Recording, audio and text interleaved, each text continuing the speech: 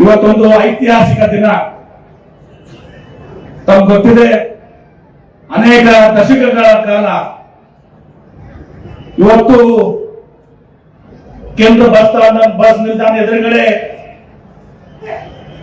ಇವತ್ತು ನಮ್ಮ ವೀರರಾಣಿ ಕಿತ್ತೂರು ಚೆನ್ನಮ್ಮನವರ ಸರ್ಕಲ್ ಅಲ್ಲಿ ಇವತ್ತು ಸಹ ವೀರರಾಣಿ ಕಿತ್ತೂರು ಚೆನ್ನಮ್ಮನವರ ಒಂದು ಮೂರ್ತಿ ಪ್ರತಿಷ್ಠಾಪನೆ ಆಗ್ಬೇಕು ಅಂತ ಹೇಳಿ ಇವತ್ತು ಸಹ ವಿಜಯಪುರ ಜಿಲ್ಲಾ ಜನತೆ ಬಹಳಷ್ಟು ಆಸೆಯನ್ನು ಹೊಂದಿದ್ದು. ನಮ್ಮ ಸೌಂದರ್ಯ ಶಂಕರಗೌಡರು ವೇದಿಕೆ ಮೇಲಿದ್ದಾರೆ, ಅವ್ರು ಗೌರವಿಸ್ತಾ ಇದೀವಿ ನಾವು. ಅವರು ಬಹಳಷ್ಟು ಹೋರಾಟವನ್ನ ಮಾಡ್ಕೊಂಡು ಬಂದಿದ್ರು.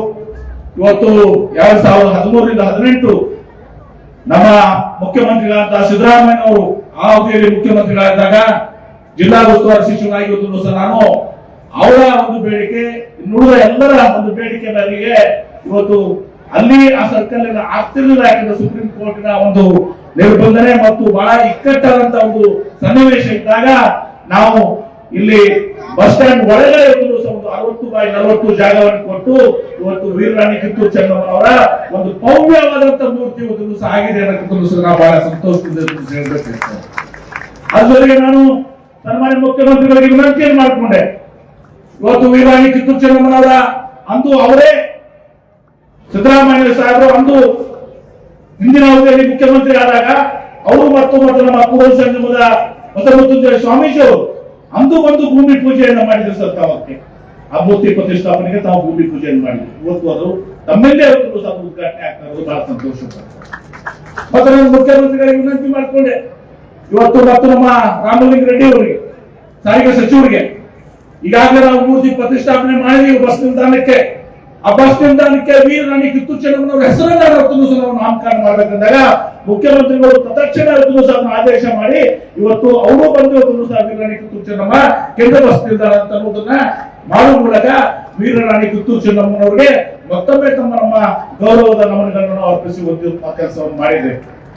ಇವತ್ತು ಕಿತ್ತೂರು ರಾಣಿ ಚೆನ್ನಮ್ಮನವ್ರಿಗೂ ಹಾಗೂ ಹಿಂದಿನ ಅವಧಿಯಲ್ಲಿ ಸನ್ಮಾನ್ಯ ಮುಖ್ಯಮಂತ್ರಿಗಳು ಇವತ್ತು ವೀರರಾಣಿ ಕಿತ್ತೂರು ಚೆನ್ನಮ್ಮ ಭವನ ಏನಿದೆ ಆ ಭವನ ಅರ್ಧಕ್ಕೆ ನಿಂತ ಸಂದರ್ಭದಲ್ಲಿ ನಾವು ಶಿವಾನಂದ ಪಾಟೀಲ್ ಎಲ್ಲ ಶಾಸಕ ಯಶವಂತ ಗೌಡರು ಎಲ್ಲರೂ ಕೂಡ ಹೋಗಿ ಸಹ ಅವ್ರಿಗೆ ವಿನಂತಿ ಮಾಡಿಕೊಂಡಾಗ ಇವತ್ತು 3 ಕೋಟಿ ರೂಪಾಯಿಯನ್ನು ತುಂಬಿಸಿಕೊಳ್ಳುವ ಮುಖಾಂತರ ಇವತ್ತು ಆ ವೀರರಾಣಿ ಕಿತ್ತೂರು ಚೆನ್ನಮ್ಮ ಭವನ ಸಹ ಒಂದು ಭವ್ಯವಾದಂತಹ ಸಭಾಭವನ ನಿರ್ಮಾಣ ಆಗಿದೆ.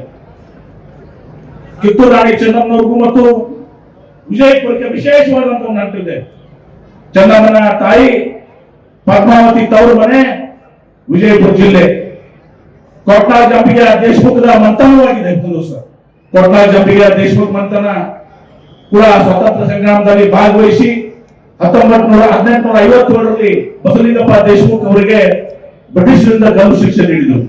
ಸುರ್ಪುರ್ ನಾಯಕರಿಗೆ ಮದ್ದು ಗುಂಡುಗಳ ಪೂರೈಕೆ ಹಾಗೂ ಅವುಗಳ ತಯಾರಿಸುವ ಕೌಶಲ್ಯವನ್ನು ತಿಳಿಸಿಕೊಟ್ಟಿರುವ ಕಾರಣಕ್ಕೆ ಇವರ ಮೇಲೆ ದೇಶವಿರೋಧವಾದ ಅಪಾದನೆ ಹೊರಿಸುತ್ತಾರೆ. ನಂತರ ದೇಶಮುಖರು ರಾಣಿ ಚೆನ್ನಮ್ಮನ ಸಂಬಂಧಿಕರು ಅಂತ ಗೊತ್ತಾದ್ಮೇಲೆ ಬ್ರಿಟಿಷರು ಇನ್ನಷ್ಟು ಸಿಟ್ಟಾಗಿ ಇವರನ್ನ ಸೋಲಾಪುರದಲ್ಲಿ 1857ರಲ್ಲಿ ಗಲ್ಲಿಗೇರಿಸುತ್ತಾರೆ. ಅವರ ನೆನಪಿನಲ್ಲಿ ವಿಜಯಪುರದಲ್ಲಿ ಒಂದು ಹುತಾತ್ಮ ವೃತ್ತ ಇದೆ. ಇದನ್ನು ನಾವು ಮೀನಾಕ್ಷಿ ಚೌಕ್ ಅಂತ ಕರಿತೇವೆ. ಅದನ್ನ ಇವತ್ತು ನಾವು ಮತ್ತೆ ಅದನ್ನ ಹುತಾತ್ಮ ಚೌಕ್ ಅಂತೇಳಿ ಮಾಡುವ ಮೂಲಕ ದೇಶಮುಖರ ಹುತಾತ್ಮ ಚೌಕನ್ನು ಒಂದು ಹೆಸರನ್ನ ಕೂಡ ಮತ್ತೆ ಅದನ್ನ ನಾವು ತರಬೇಕಾಗಿರುವಂತಹ ಜವಾಬ್ದಾರಿ ನಮ್ಮ ಮುಂದೆ ಭವ್ಯವಾದಂತಹ ಒಂದು ಇತಿಹಾಸ ಇತ್ತು ಮುಂದಿದೆ. ಹೀಗಾಗಿ ದೇಶಮುಖರ ಬಲಿದಾನದ ಒಂದು ಗೊತ್ತಾಗಿದೆ.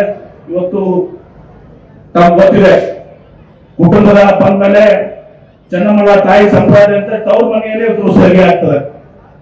ಹೀಗಾಗಿ ಜನಮೂ ಕೂಡ ಇವತ್ತು ಸಹ ಬಸವನಾಡು ವಿಜಯಪುರ ಅಂತ ಬಹಳ ಹೆಮ್ಮೆಯಿಂದ ಇವತ್ತು ನಾವು ಹೇಳಬೇಕಾಗ್ತದೆ. ಮತ್ತು ಇವತ್ತು ಆ ಚೆನ್ನಮ್ಮನ ಕುಟುಂಬದ ದೇಶಮುಖ್ ಮಂತ್ರದ ಹಿರಿಯರಿಗೆ ಇವತ್ತು ನಾವು ಇಲ್ಲಿ ಕರೆದಿದ್ದೀವಿ. ಅವ್ರನ್ನ ಮುಖ್ಯಮಂತ್ರಿಗಳು ಅವ್ರಿಗೆ ಗೌರವಿಸುವಂತ ಕೆಲಸವನ್ನ ಜಂಪಿ ದೇಶಮುಖ್ ಕೂಡ ಕರೆದಿದ್ದೀವಿ. ಬಂದಿದ್ದಾರೆ, ಅವ್ರಿಗೂ ಕೂಡ ನಾವು ಗೌರವಿಸುವಂತ ಒಂದು ಕಾರ್ಯಕ್ರಮ ಹಾಕೊಂಡಿದ್ದೀವಿ. ಇವತ್ತು ನಮ್ಮ ಶಂಕರಗೌಡರು, ಸೌಮ್ಯ ಶಂಕರಗೌಡರು ಬಹಳಷ್ಟು ಆಶಯವನ್ನು ಹೊಂದಿ ಅವ್ರಿಗೂ ಕೂಡ ಗೌರವಿಸ್ತಾ ಇದ್ದೀವಿ. ಯಾಕಂದ್ರೆ ಬಹುಶಃ ವೀರರಾಣಿ ಕಿತ್ತೂರು ಚೆನ್ನಮ್ಮಳ ಒಂದು ಸರ್ಕಲ್ ಆಗ್ಬೇಕು, ಒಂದು ಮೂರ್ತಿ ಆಗ್ಬೇಕು ಅಂತ ಯಾರಾದ್ರೂ ಹೋರಾಟ ಮಾಡಿದ್ರೆ ಏಕಮೇವ ವ್ಯಕ್ತಿ ಆದ್ರೆ ಅವ್ರು ನಮ್ಮ ಸೌಮ್ಯ ಶಂಕರಗೌಡರು. ಅವರು ಕೂಡ ವೇದಿಕೆ ಬಂದಿದ್ದಾರೆ, ಅವ್ರಿಗೂ ಕೂಡ ಗೌರವಿಸುವಂತ ಕೆಲಸವನ್ನು ಮಾಡ್ತಾ ಇದ್ದೀವಿ.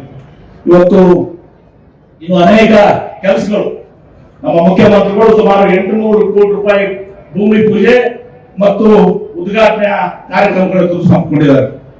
ಹೀಗಾಗಿ ನಾವೆಲ್ಲ ನಮ್ಮ ಉಪಮುಖ್ಯಮಂತ್ರಿಗಳು ಬಂದಿದ್ದಾರೆ.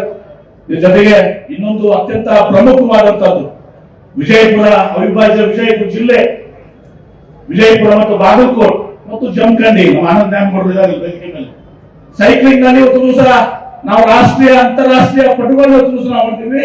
ಅನೇಕ ಇವತ್ತು ದಿವಸ ಪಾರಿತೋಷಿಕ ಮೆಡಲ್ಗಳನ್ನು ಪಡ್ಕೊಂಡಿದ್ದೀವಿ. ಕಳೆದ ಒಂದು 2-3 ದಶಕಗಳ ಮೇಲೆ ಇವತ್ತು ಸೈಕ್ಲಿಂಗ್ ವೆಲೋಡ್ರಮ್ ಆಗಬೇಕು ಅಂತೇಳಿ ಇವತ್ತು ವಿಜಯಪುರ ಜಿಲ್ಲೆಯ ಜನರ ಆಶೆ ಆಗಿತ್ತು. ಅದನ್ನು ಕೂಡ ಇವತ್ತು ದಿವಸ ಸನ್ಮಾನ್ಯ ಮುಖ್ಯಮಂತ್ರಿಗಳಾದ ಸಿದ್ದರಾಮಯ್ಯ ಅವರೇ ಇವತ್ತು ದಿವಸಕ್ಕೆ ಅದಕ್ಕೆ ಸ್ಯಾಂಕ್ಷನ್ ಕೊಟ್ಟಿದ್ರು. ಇವತ್ತು ಅವರೇ ಮತ್ತು ನಮ್ಮ ಉಪಮುಖ್ಯಮಂತ್ರಿಗಳು ಬಂದು ಬಹಳ ಸಂತೋಷದಿಂದ ಇವತ್ತು ಸೈಕ್ಲಿಂಗ್ ವೆಲೋಡ್ರಮ್ ಅನ್ನ ಇವತ್ತು ಆ ಮಕ್ಕಳು ಆ ಸೈಕ್ಲಿಂಗ್ ಚಾಂಪಿಯನ್ಸ್ ಗೋಲ್ಡ್ ಮೆಡಲಿಸ್ಟ್ ಅವರಿಂದ ಸಾಂಕೇತಿಕವಾಗಿ ಮಾಡಿ ಇವತ್ತು ಉದ್ಘಾಟನೆಯನ್ನು ಮಾಡಿದ್ದಾರೆ. ಇನ್ನು ಅನೇಕ ಕಾರ್ಯಕ್ರಮಗಳು ತಿಳಿಸಿದಾವೆ. ಸರ್ಕಾರಿ ಕಾರ್ಯಕ್ರಮಗಳನ್ನ ಈಗಾಗಲೇ ನಾವು ಸಾಕ್ಷ್ಯಚಿತ್ರದ ನೋಡಿದ್ವಿ. ಸುಮಾರು 800 ಕೂಡ ಹೆಚ್ಚಿಗೆ ಕಾಮಗಾರಿಗಳು ಸಹ ಒಟ್ಟು ಉದ್ಘಾಟನೆ ಆಗಿರುವಂತ ಕಾಮಗಾರಿಗಳು 82 ಕೋಟಿ, ಶಂಕುಸ್ಥಾಪನೆ 9 ಕಾಮಗಾರಿಗಳು ಸಹ 731 ಕೋಟಿ ಮತ್ತು ಚಾಲನೆ ನೀಡುವಂತಹ ಅನೇಕ ಕಾಮಗಾರಿಗಳು ಸುಮಾರು 56 ಕೋಟಿ. ಹೀಗೆ ಸುಮಾರು 800 ಕೂಡ ಹೆಚ್ಚಿಗೆ ಕೋಟಿ ರೂಪಾಯಿಯ ಒಂದು ಅನುದಾನವನ್ನು ಸನ್ಮಾನ್ಯ ಮುಖ್ಯಮಂತ್ರಿಗಳು ಕೊಟ್ಟಿದ್ದಾರೆ.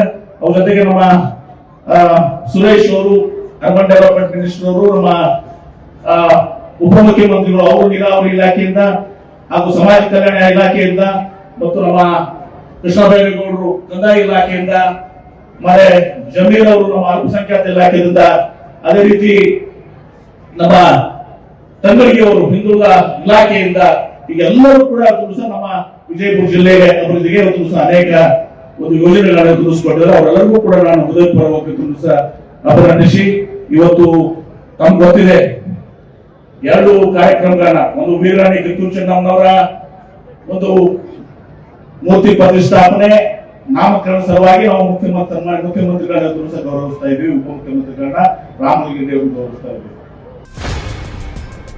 ನೋ ಉತ್ಪ್ರೇಕ್ಷೆ, ನೋ ಊಹಾಪೋಹ. ತಾಜಾ ಸುದ್ದಿ ನಿಖರ ಮಾಹಿತಿಗೆ ಬ್ರೌಸ್ ಮಾಡಿ vijayvani.net. QR ಕೋಡ್ ಸ್ಕ್ಯಾನ್ ಮಾಡಿ ಆಪ್ ಡೌನ್ಲೋಡ್ ಮಾಡಿಕೊಳ್ಳಿ.